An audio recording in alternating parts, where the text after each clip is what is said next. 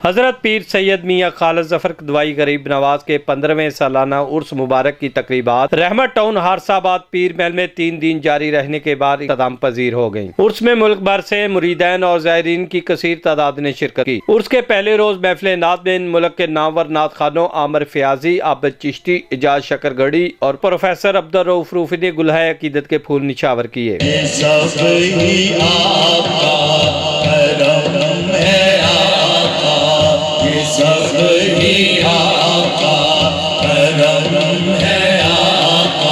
पीर हसन हसीबुर रहमान ने मखसूस अंदाज में हजारों शुरका से खिताब किया कि जब फैज के बहने वाले दरिया जिनसे मखलूक आशना नहीं है, उनसे लोगों को आशना कराने वाली शख्सियत हज़रत किबला हाजी अब्दुल रऊफ साहब को मैं बहुत मुबारकबाद पेश करता हूँ। उर्स के दूसरे रोज महफिल समा मुनाकिद की गई, जिसमें शहबाज फरीदी, अनामुल्लाह नियाजी कवाल और मोहम्मद फतेह कवाल ने अलग अलग कवालियाँ पेश।